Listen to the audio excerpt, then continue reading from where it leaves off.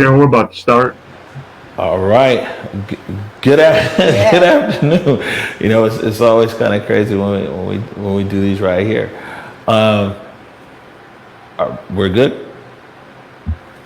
Okay. Let's go on for what we see here. Good afternoon. My name is Omari Salisbury, and I'm being joined by our morning show host, TraeAnna Holiday. How are you? I'm well. Ready to get into this discussion. All right. So we wanted to take an hour right here and have a discussion around the protest and progress around it, and just kind of like talking about it in a black media sense. Also in regards to how black media has covered the protests, but then also some of the voices that are out there, what we're hearing in the community. And so we try to put together a pretty diverse situation here with ourselves, of course, Tony B, Rainier Avenue Radio, and then also Marcus Green is going to be joining us here shortly from the South Seattle Emerald. It's Tony B, what's up, man? Oh, you see, I got to do some shameless self-promotion with the mask. I'm at you, man. You know, Tony, first of all, I never got a chance to publicly thank you for actually for filling in for me. I think it was a week ago or 2 weeks ago. Thank you for that. Can you take a few minutes before we get going here and tell our audience kind of about you and about Rainier Avenue Radio, what you guys have going on over there? I know I was joking with Marcus earlier that you interview more people. Rainier Avenue Radio interviews more people in a week than I think me and Marcus combined. Like, you guys stay very busy over there, so you can share with us like what Rainier Avenue Radio is all about.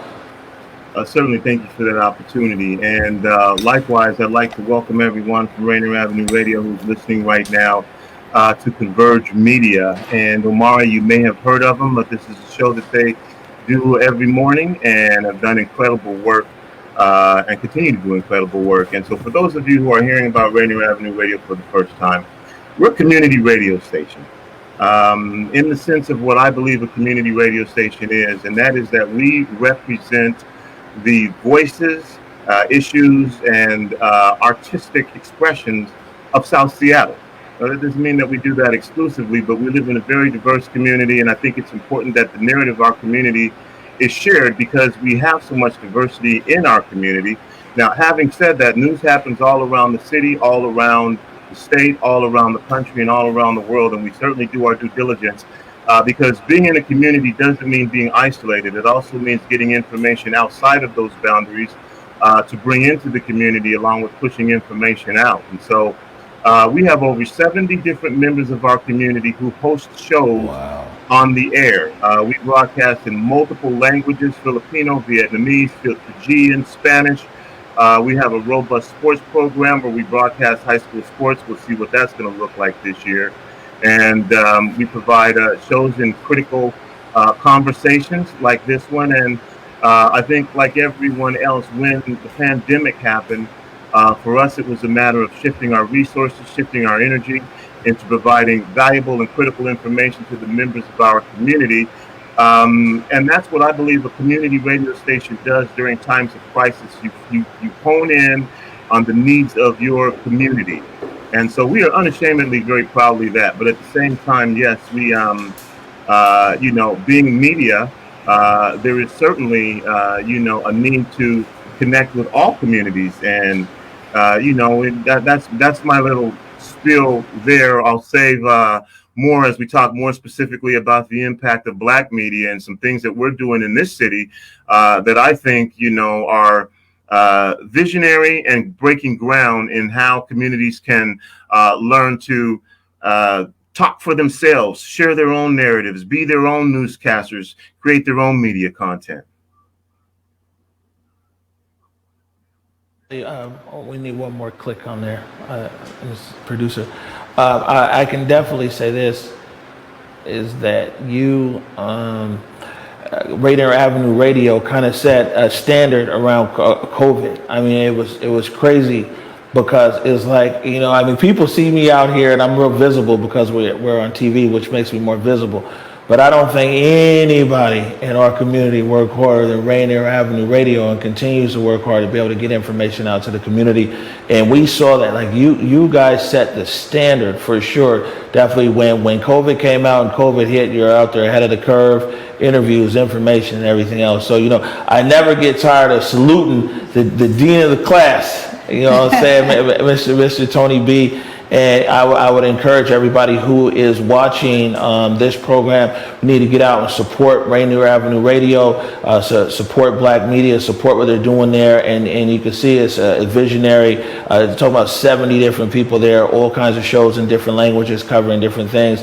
And I said, it's just an honor and a pleasure to be able to rap with you today. Looking forward to this. Thank you for putting this together, Omari, man. I appreciate your leadership. Hey, Trey.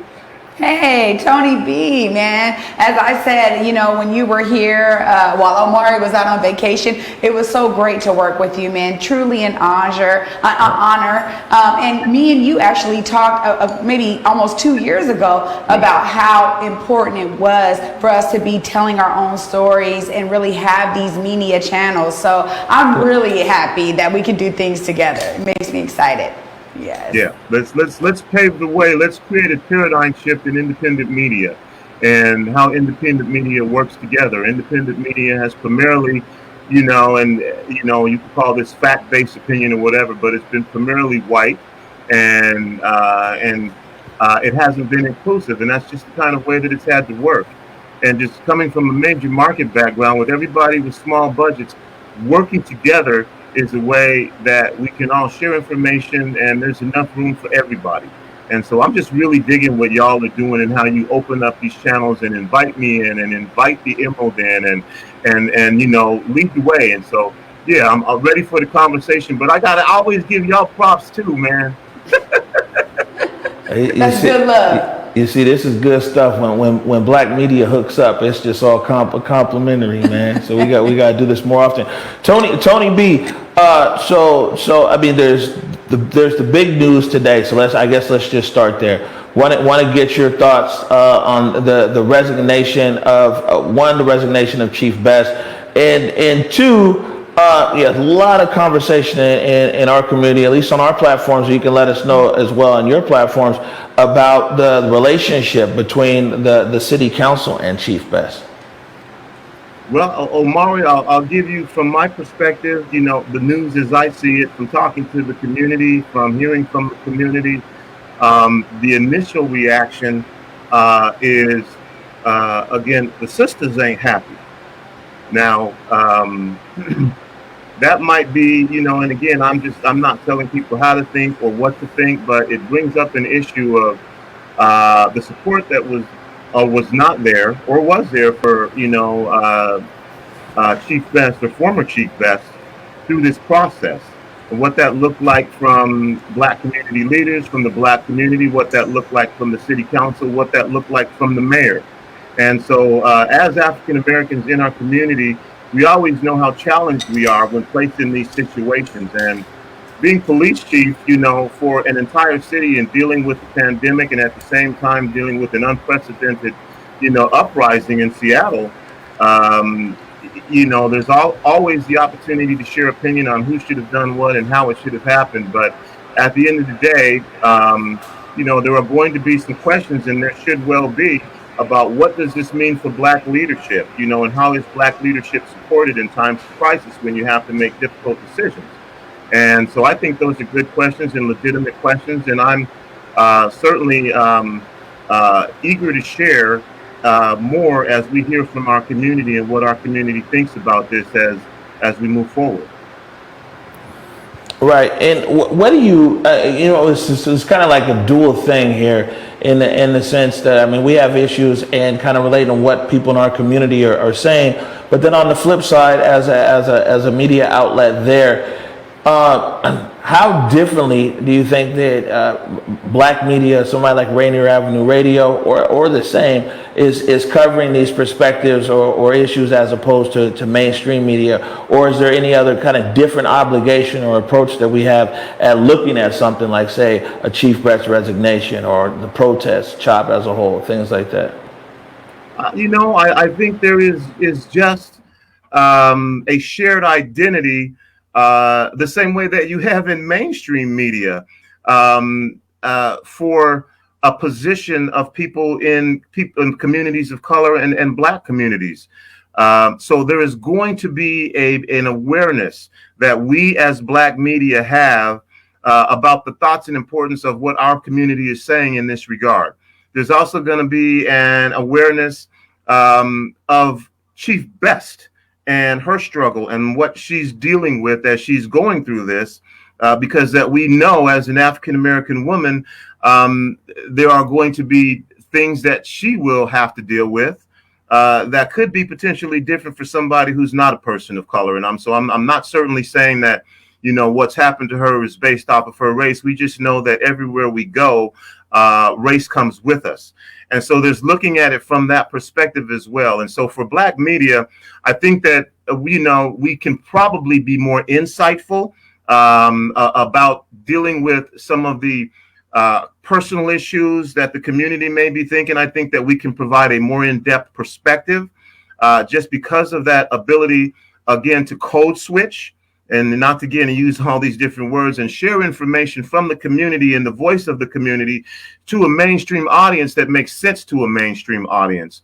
And, our ability to also have personal relationships with, in particular, when it comes to people of color and Black people who are elected officials or people in power, also makes a difference because we know that our voices won't be shut down. We know that in a lot of instances, we have personal connections with these folks, which makes a difference when you're making the phone call.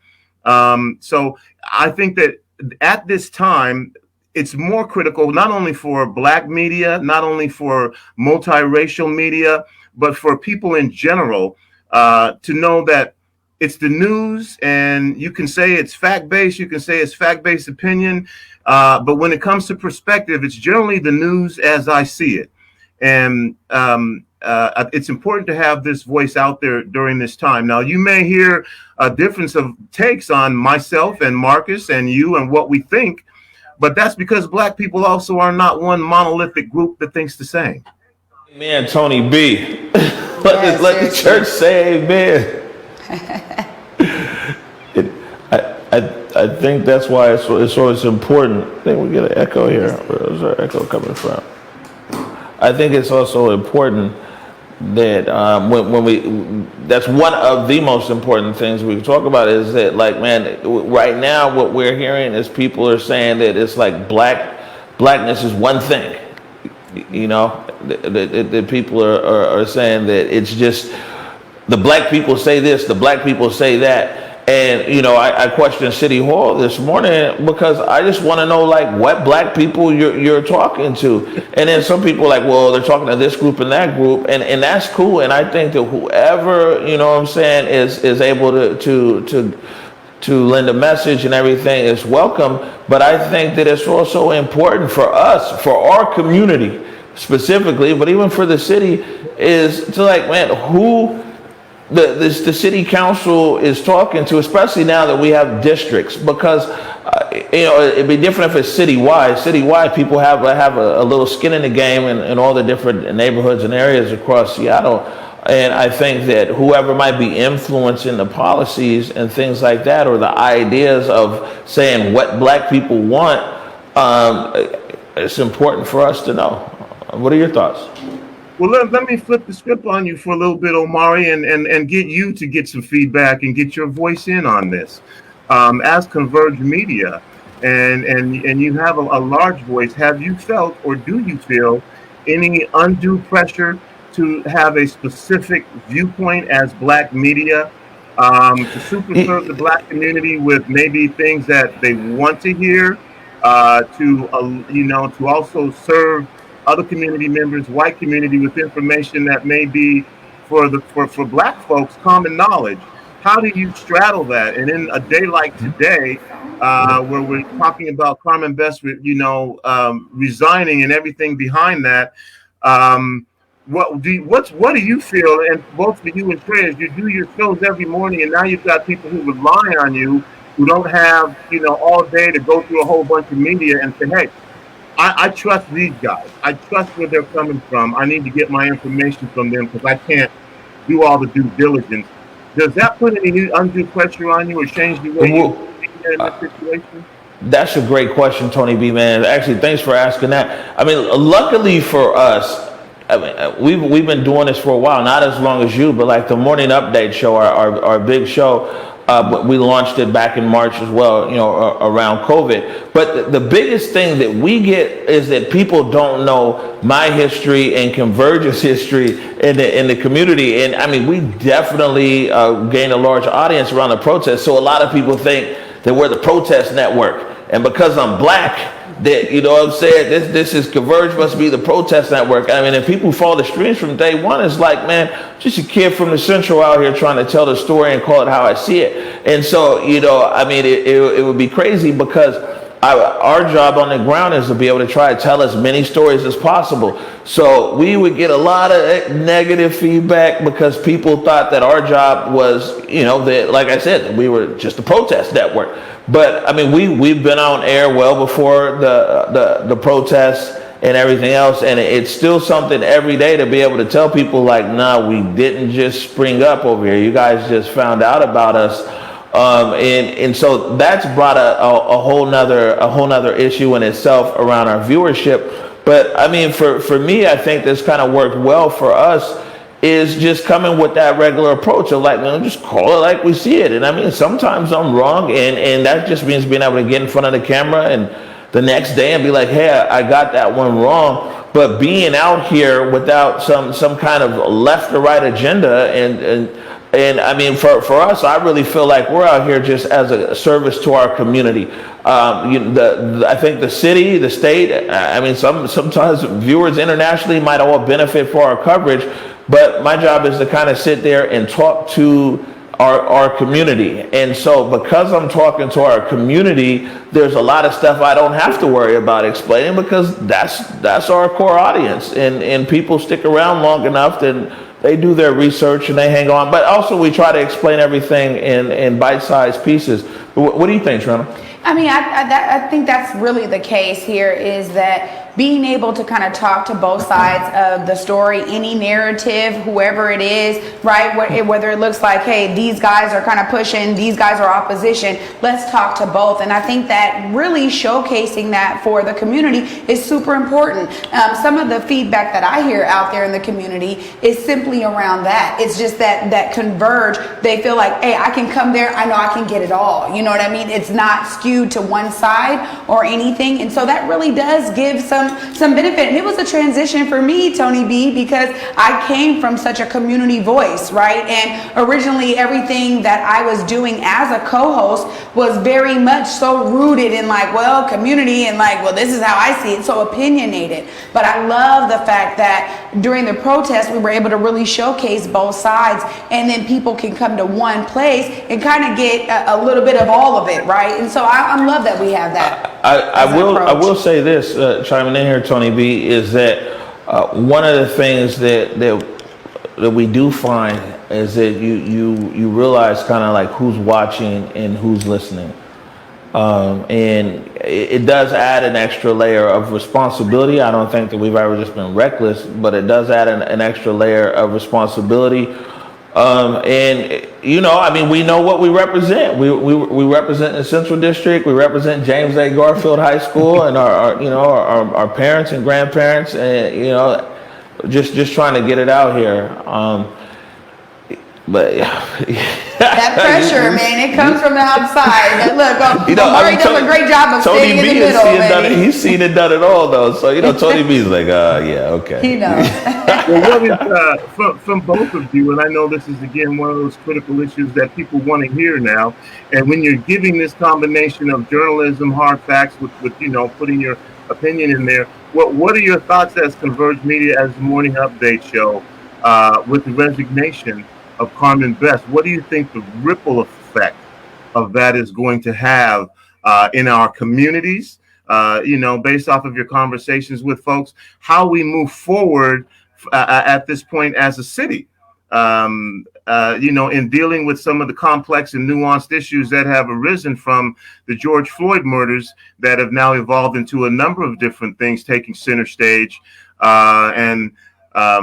Yeah, what do y'all think? Well, I'll say this. I think it's very important that relationship building come back into the fold as a primary way and approach for the police to start moving forward, right? If it's now going to be Chief Diaz, I think it's great. But what we need to do is build relationships, right? So that way, we get to understand who is working in our neighborhoods. We know the officers. We start having opportunities to engage with them outside of the criminal system. And so for me, I think so much of it is about relationship building. Again, with some of the demands coming from the community, there's an incremental process that the city's going to have to go through in order to do a defund by 50% in the right ways, right? And bringing in community-rooted solutions that have, culturally responsive methods like, hey, we're going to come in, we're going to do de-escalation, we're going to do a healing circle, we're going to do, restorative justice. We're going to do different practices to kind of de-escalate situations. But I think right now in the beginning, it's going to need some real opportunities for relationship building to occur, because I think that's really where the misnomer is between the police and the community. So I think we need more opportunities to engage. Me personally, I think that we need to be trying to play the long game here. We need to be trying to think, one generation from now, young kids in the Central District, what it's going to look like for them in 10 or 20 years. And the thing is the defund is here today. Chief Best, she's resigned today. But at the end of the day, if the state of black people in this city do not change, because you see defund, the things you're seeing in the streets, those are all the symptoms. Yeah. And so if we don't treat the disease, what's occurring in our city, when we talk about the economic gap between black households, $42,500 a year, the average white household, $105,000 a year. These are systemic things that need to be addressed. When you talk about home ownership, constantly in decline, home ownership is what leads to generational wealth. When you talk about Seattle public schools, it's failing black children right there. That's the long game. The conversation today is the short game. Right. And the short game is important too. So whether you agree with defund or disagree, that's the short game. I mean, and the chief has resigned today, but no chief is going to be there forever. Right. The bigger questions that need to be asked is, what are the systemic changes that are going to occur in Seattle? I mean, those are my three things that I've been talking about, but there's even more though. The income gap, home ownership and the lack thereof due to gentrification and a bunch of other things, and the horrible state of black children in public schools. If those are not addressed, then it could be 5 years from now, be another chop, 10 years from now, it's another defund and everything else. I think that we all need to be thinking long term here in Seattle, because that's the only way for us to be able to find solutions that will be long lasting. What are your thoughts on that, Tony? Well said, Omari. And I think, again, that's the beautiful thing about having the perspective of Black media here, because there's definitely going to be some consideration given to the long term. So often when it comes to Black people, it's what can we do to fix the crisis that they're dealing with right now? There's an alligator trying to bite our arm off. There's one 30 feet away. Which one are you going to pay most attention to? And usually in sensational situations with media, what you get is that version of African Americans are facing an alligator about to bite their arm off. Well, you know what? If we survive this, we still got to worry about the one 30 feet away. And looking at it from that perspective, you get more insight into some of the critical issues and dynamics that, again, as you mentioned, Omari, are systemic. So you can talk about defund the police. That's one thing. You know, maybe we should defund education. If so much money is going into education and we're not getting the results from that, because at the core of this, $1 billion school district, how we teach our children is just as important as police brutality. And, you know, and the things that are happening, maybe there are systems set up where people from the community could do a far better job. We have HBCUs for a reason. You know, there are things, we call them PWIs, because everything that's not an HBCU is a PWI. And so it's the same thing with media. We call it Black media because everything else isn't. There are other media that I will give props to, though, in other communities that have strong media relationships, you know, that they can rely on. And so at the end of the day, you know, I just think it's important for us to provide a well-rounded perspective as media. Sometimes people aren't going to be digging that. Sometimes they may feel it's supportive of what they believe in. Sometimes they may feel it's unsupportive of what they believe in. But I think too often, which has happened now with the protests and what we're calling progress, our message has been co-opted by louder voices, voices with more influence. But we continue to be that Horton hears the who, and people are starting to say, I hear you in there. and this is something I want to talk to you about, Tony. Is speaking of that, man. Where, in your viewpoint, where is the Seattle protest? You know, is it still on message? Has it lost message? Has it been co-opted? Is it on point? I mean, what are you seeing, and what's some of the feedback that you're getting from people who frequent Rainier Avenue Radio? The feedback that I get from the Black community is it's off mark. The feedback that we get from other members of our community, of the Brown communities, are, again, this is an opportunity for voice, to share, again, systemic oppressions that are impacting and affecting everybody. The feedback that I'm getting from white members of our community is all over the place. You know, I think that there is now an attempt to understand what, you know, we're calling allyship is and what that looks like and what it means to be of assistance. And, you know, how do I suddenly, you know, do this super fast learning of something that I haven't been paying attention to, so that I can be supportive of causes and ideas that I thought I supported, but have I really supported them for the last number of years that I've been alive? And so there's a lot of things that are going on in the community, in the white communities, in that regard, from what I'm hearing. The loudest voices that I hear in the Black community, again, just feel like the message has been co-opted.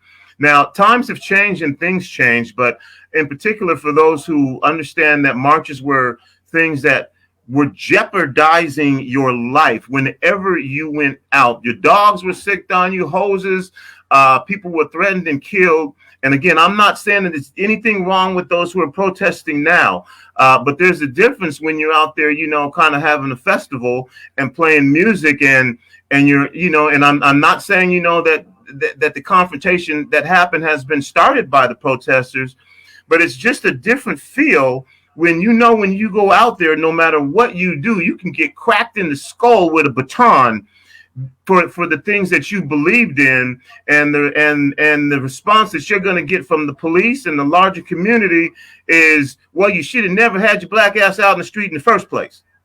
That's a different kind of protest. And times have evolved and times have changed, and the messaging can still be effective.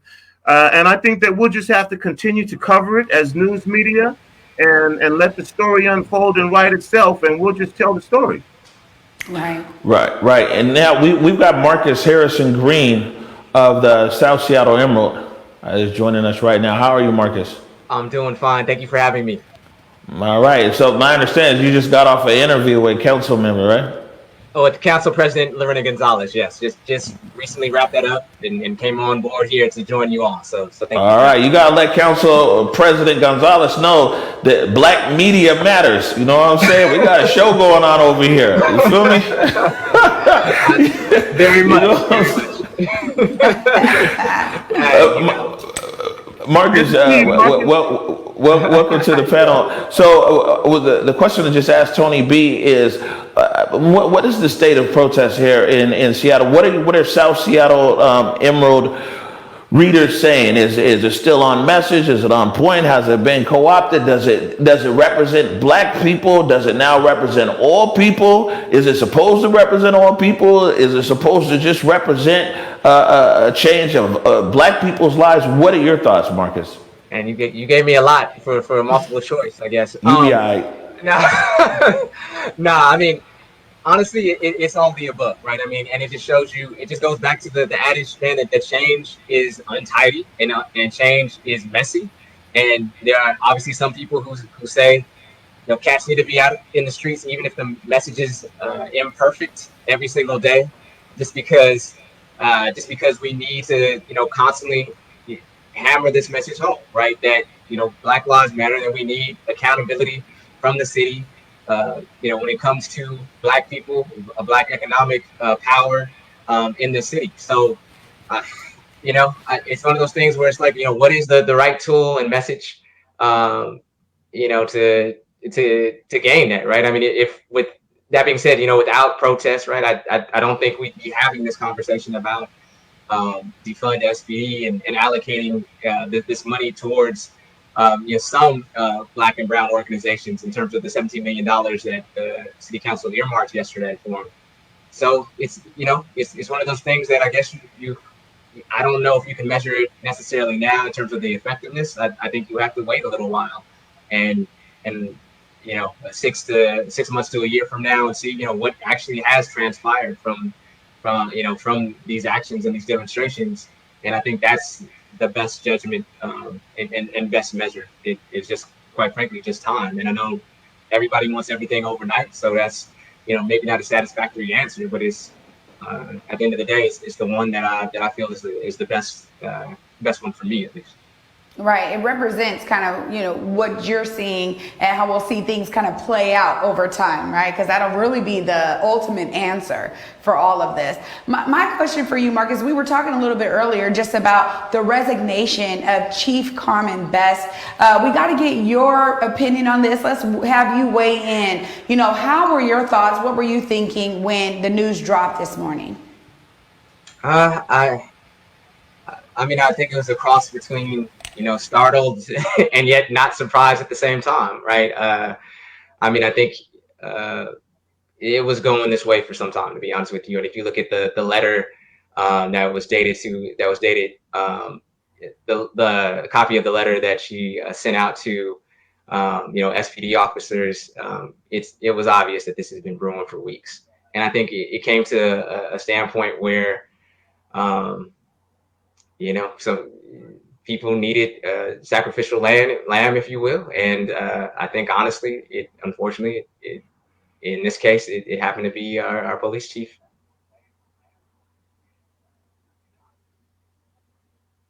There we go. Thank you. So just to follow up here real quick, we discussed a bit earlier about the communication or lack thereof between the city council and the chief of police, and also trimming the chief's pay. What's your thoughts on the situation between the city council and the police chief?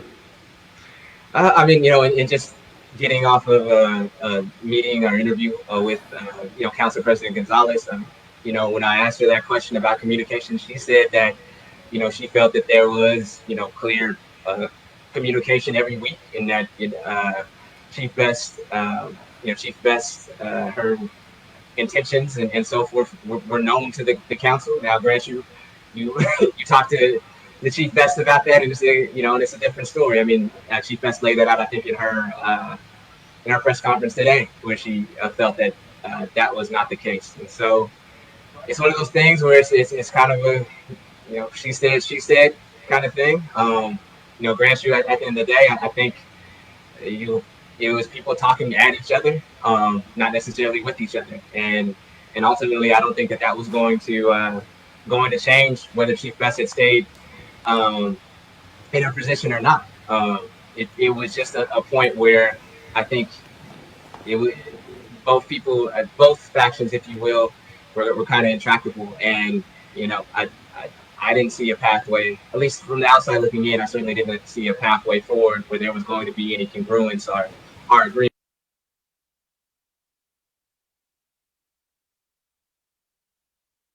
And so something had to give, and it gave.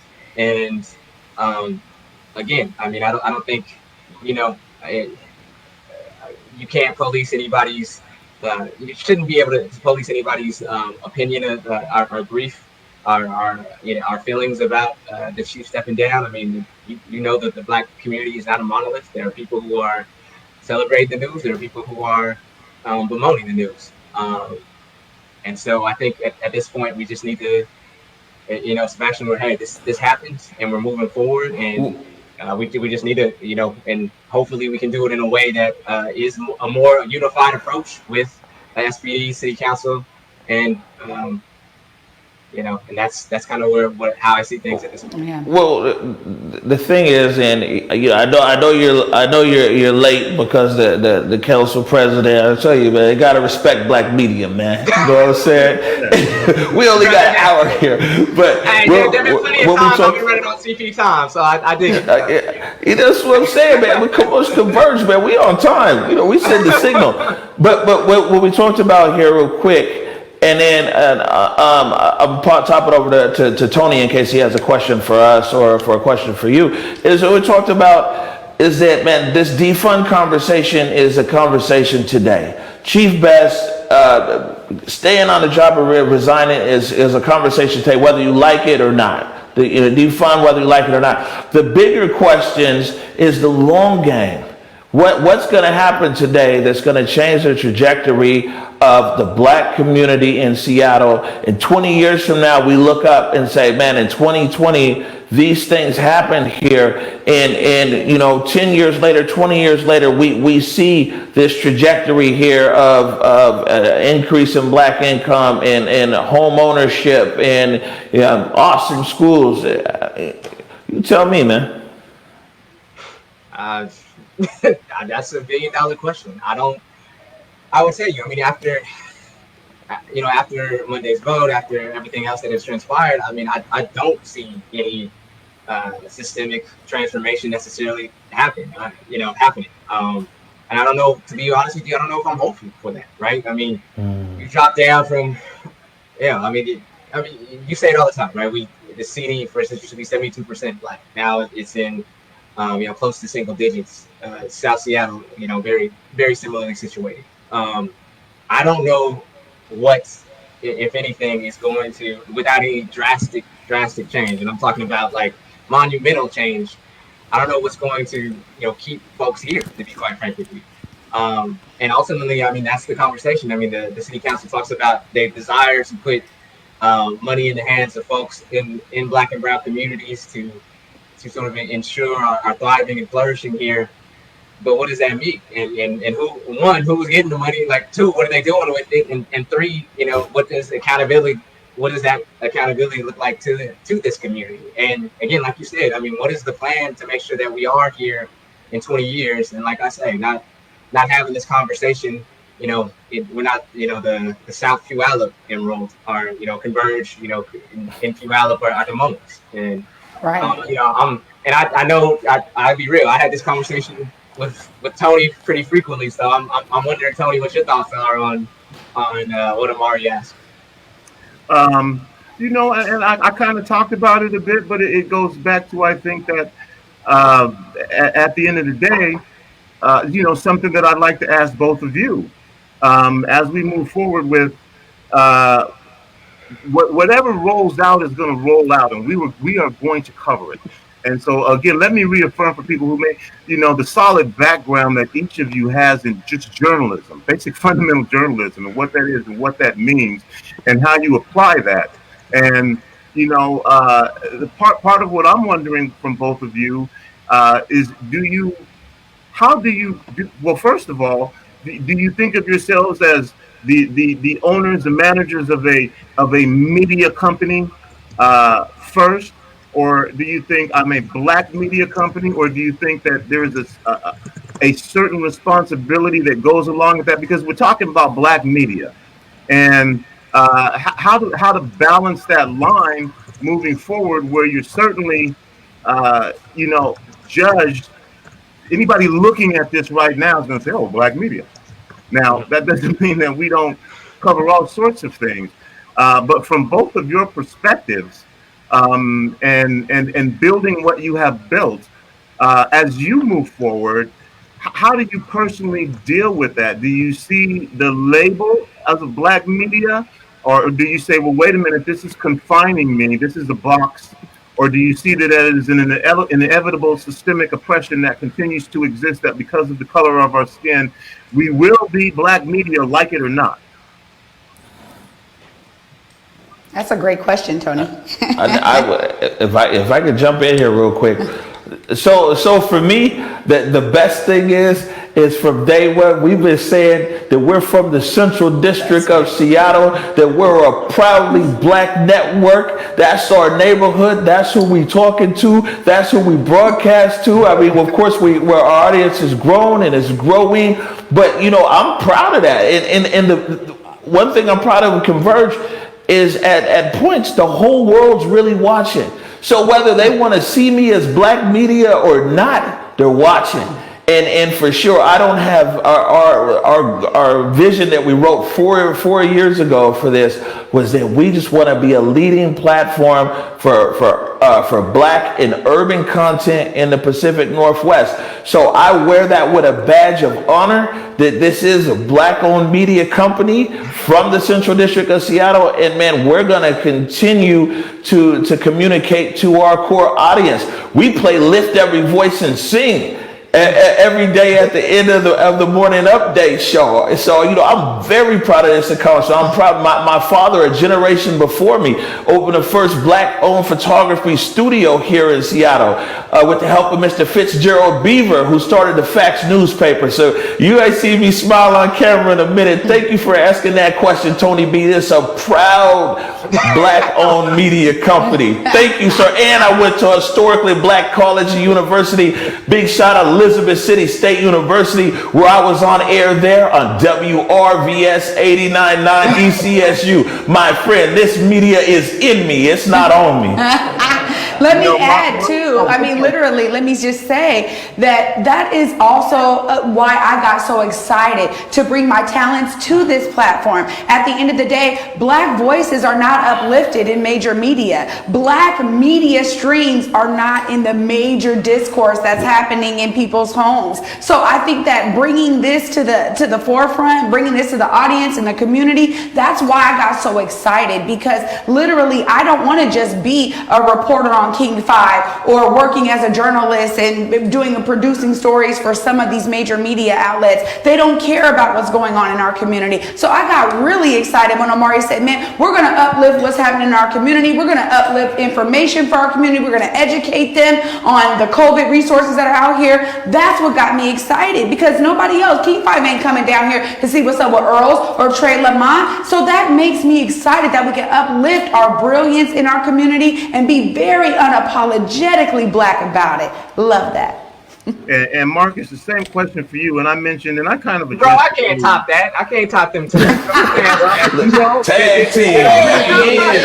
Winter Twin Towers unite. One of the things that I mentioned earlier was that we are not a monolithic group of people, nor are we a monolithic group of media content providers. And so our perspectives and our perceptions and our presentations, should be welcome.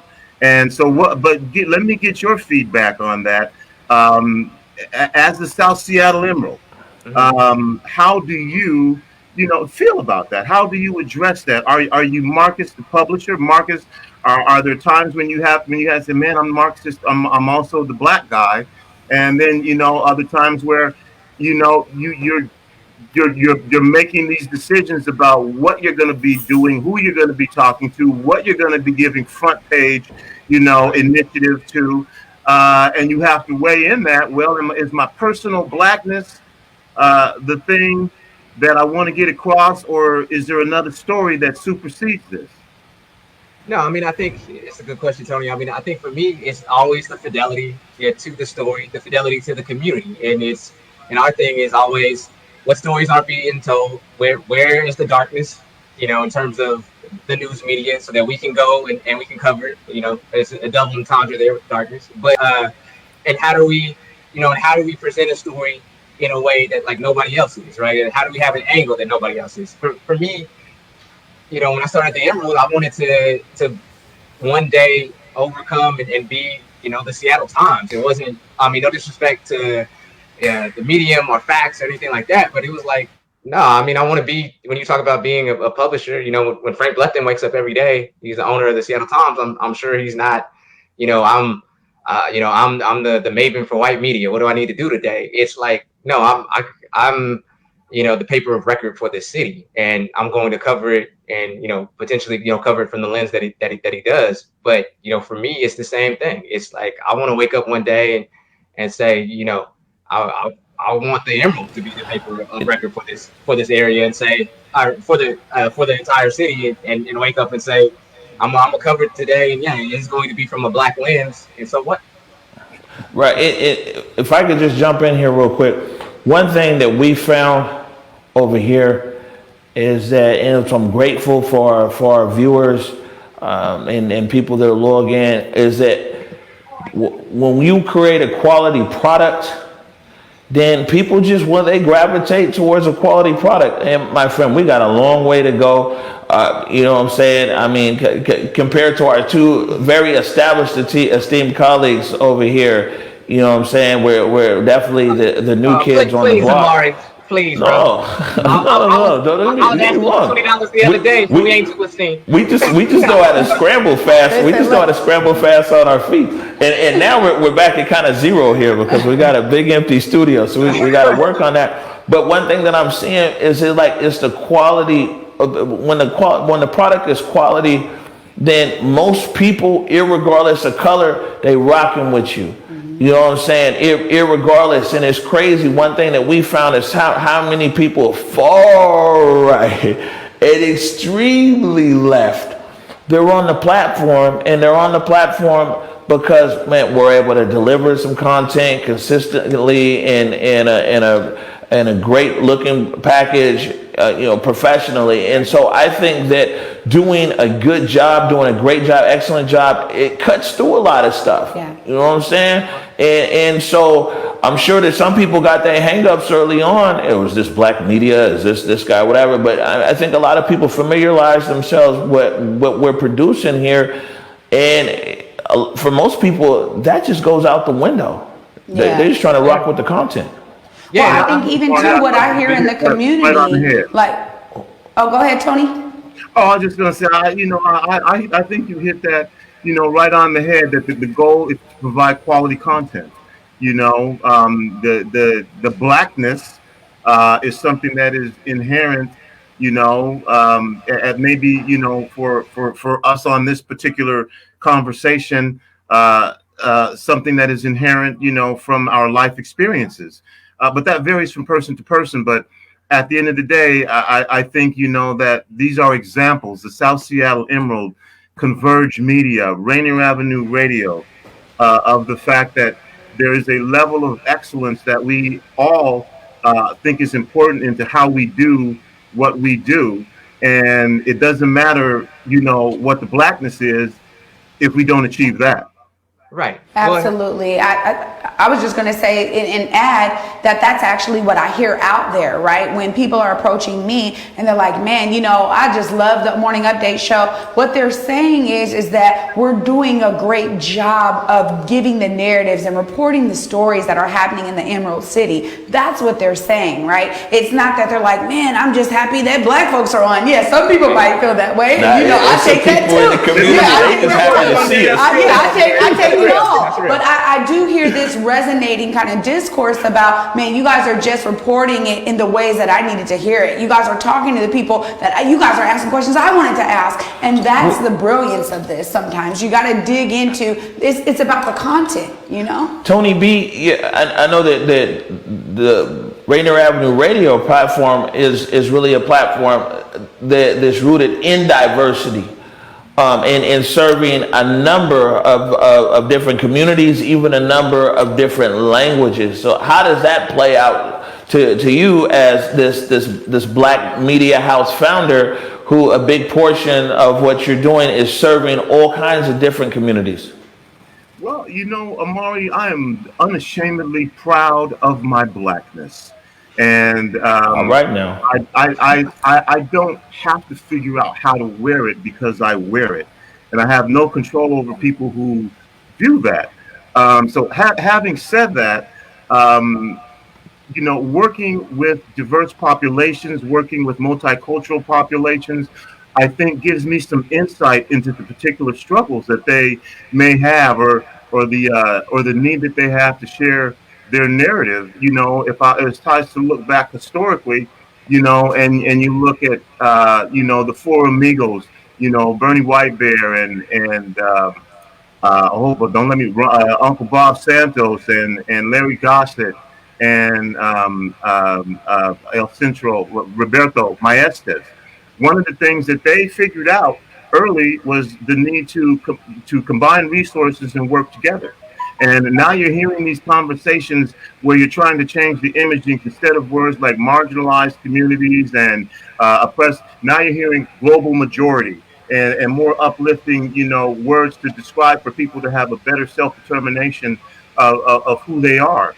And so, for me, it's very comfortable for me to be definitely black in my awareness. But then it's also not a stretch for me to be able to report on, to address issues of all communities. And I think it's important to get that out there as well. I'm black, yes. But you know what? What position are you coming from? What is it that in your community you find to be important? That's what I want to have expressed. Now, if you want me to put a spin on it where, you've asked, well, I can say, well, you know what? I can identify with what you're talking about if that question is asked of me. But the experience is one that comes from that particular community.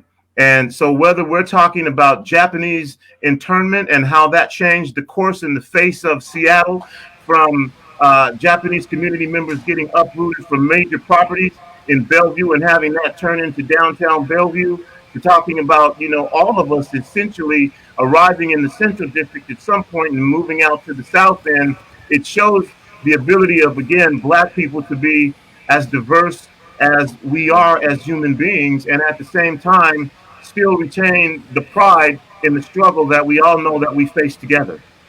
Yeah, and I mean, and just to oh, sorry, Marty, did you want to say something? No, go ahead, Marcus. I was just going to say, I mean, to piggyback on what Tony was saying, I mean, as somebody who grew up in the South End at a time when it was the most diverse, it housed 3 of the most diverse zip codes, where it was 80-something languages that were spoken and 60 or 70-something different ethnicities. I mean, as proudly Black as I am, and as much as I love my Blackness and unapologetically so, right, it would be almost criminal of me to omit stories of other cultures, other folks, this rich diversity and tapestry that we have in this in this area, simply to only focus right on specifically on the Black community. And so for me, it's you can't make up one omission in terms of what mainstream media usually omitting the stories of the Black community, or at least not telling them in a way that they should be told, by omitting other stories on on our platforms. And so that's certainly what the Emerald tries to do, is again provide authentic stories of this community and what's going on. And as we always say, it's like the opposite of what had passed for media coverage in this area, meaning constant coverage of tragedy and crime isn't necessarily just positivity and PR for any community. That the opposite of tragedy is nuance and multidimensionality and complexity, and that's what all three of our organizations bring every single day. What I was going to say to that was that I think you're so right in that regard. But you're so right in that regard. Is that really, again, these independent media channels, they have the ability to tell the stories that aren't being told, right? So it's not just about one community or just the Black community, right? But you're so right in terms of the diversification of our communities and being able to tell what's happening on the ground. To me, that's the benefit. You know what I mean? So much so when it comes to community media, the benefit is that we're going to be telling stories that aren't told, right? And it goes across all of our ethnicities that really embody our communities. Right. Over here, we always said that the mainstream media, and I don't mean that in a bad way, just big media, they have a monopoly on the bad news. That's where they put their investment at, in helicopters, satellite uplinks, wire dispatches, and everything else. They got a monopoly on that. So we came into this saying that we gonna put paint where it ain't.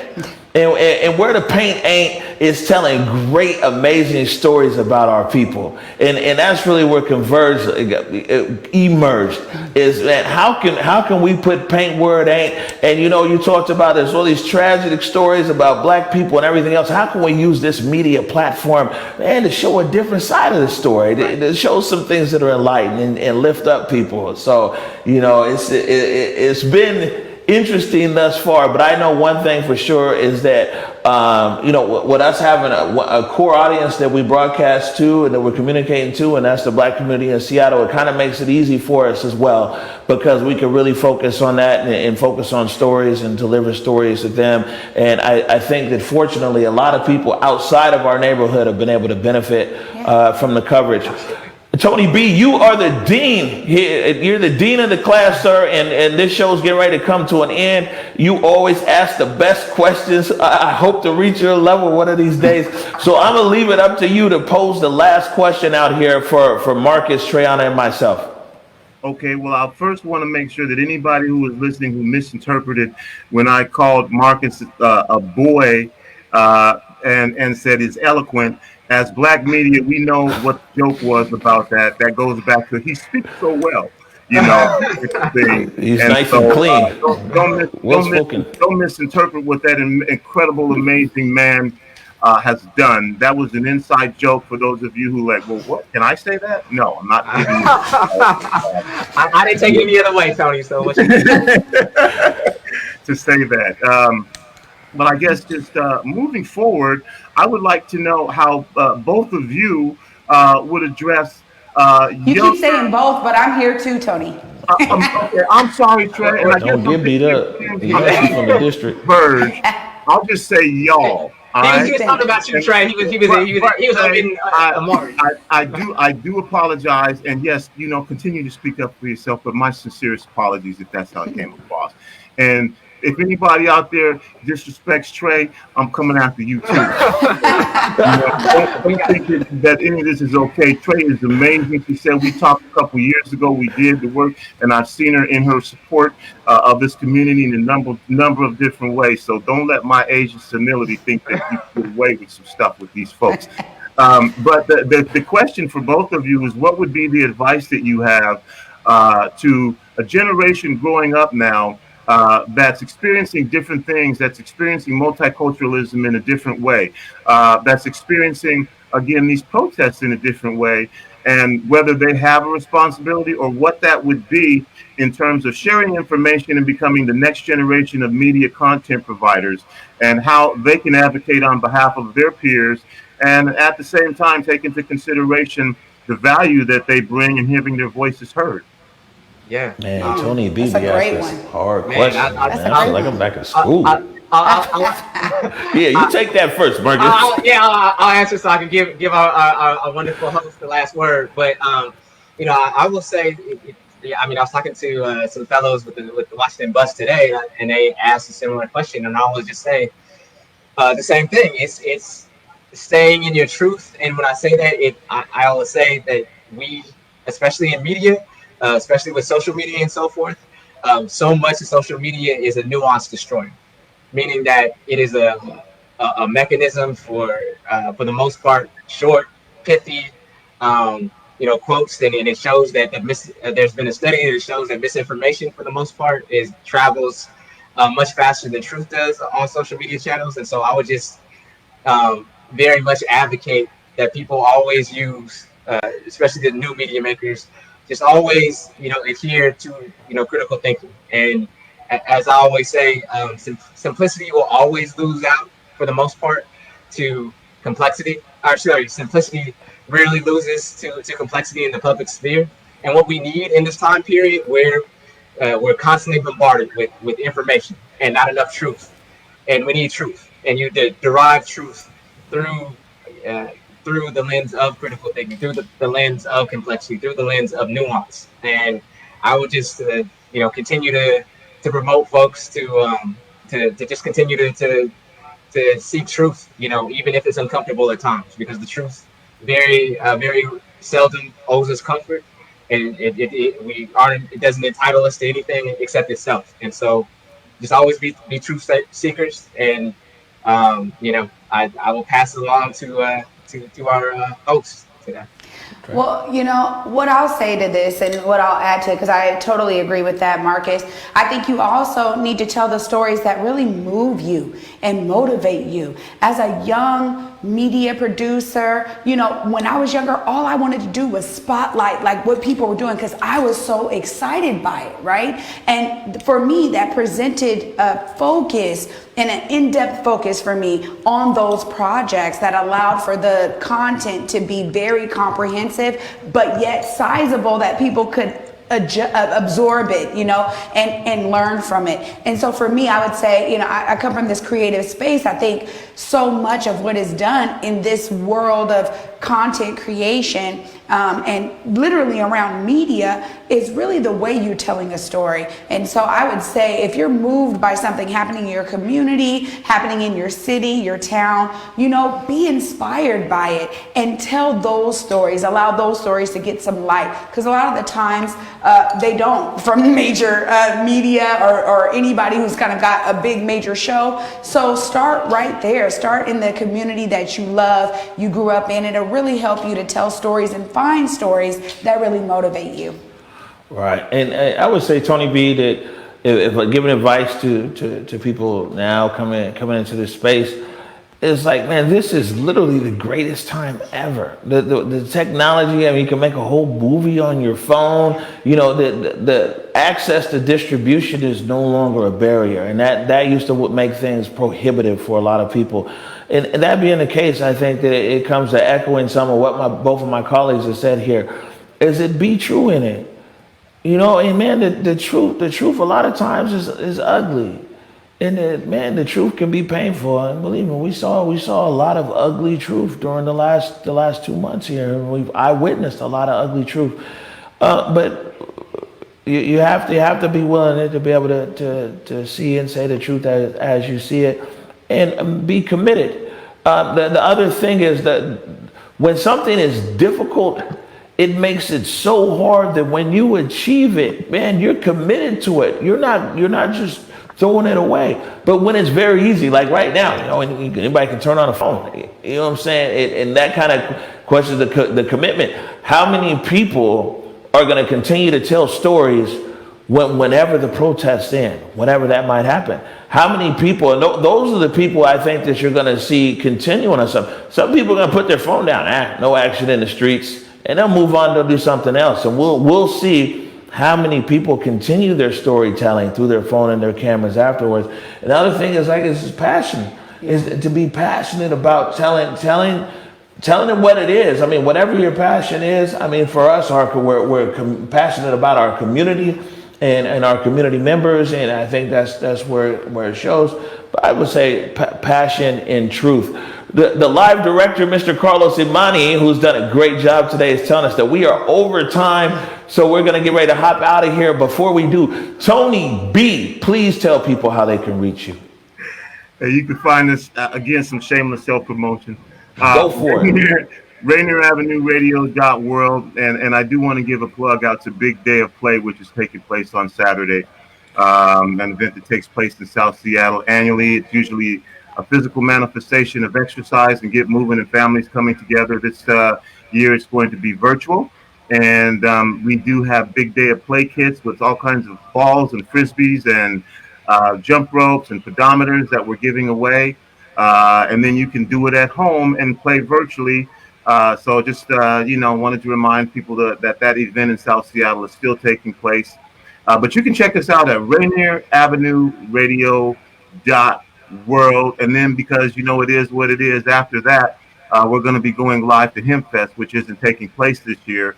But we're going to do kind of a memorial service, and then the actual HempFest will take place October 10th and 11th. So this Saturday, Big Day of Play at Rainier Community Center. And after that, we'll be coming live from the Sculpture Park in honor of what HempFest would be, except because of coronavirus.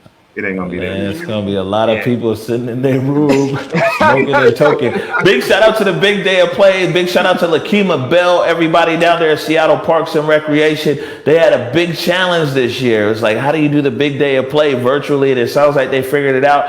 And much love to Rainier Avenue Radio, man, for really getting the word out there about the Big Day of Play. Lakima, man, she don't play down there. No, she don't, man. And every year it is packed. Big supporter of community. Marcus Harrison Green, he says that we always got to put the Harrison in there. He's going to send his mama down there to set me straight. Tell people how they can keep up with you, brother. They can follow me at seattleemerald.org, and they can follow my podcast that I do with the great Enrique Cerna at lifeonthemargins.com. We post daily content, so please check us out. And thank you again, Omari and Trey, for having me on today. All right, so Tony B and Marcus, I think that you guys both know that teamwork makes the dream work. We put this together in less than like 4 or 5 hours, because I just thought it was important for us guys to kind of come together in our own kind of vernacular, in our own comfort zone, and talk about what we want to talk about right here. So can you guys join me in giving a hand to our director today, Carlos Imani, and to our producer today, Nikki Barron, and they turned this whole show around in less than 4 hours. So big shot there. For us, we're back out tomorrow morning at 11 a.m. Tony B, Rainier Avenue Radio, Marcus Green, South Seattle Emerald. Thank you so much, brothers. And man, if you guys are out there, you've come in here today in the Converge platform, I'm going to ask, because we got some really great people who view our platform and follow us. If you guys aren't following and supporting Rainier Avenue Radio, please do that. If you guys are not following the South Seattle Emerald, please do that. Let's support black media. Matter of fact, let's support excellent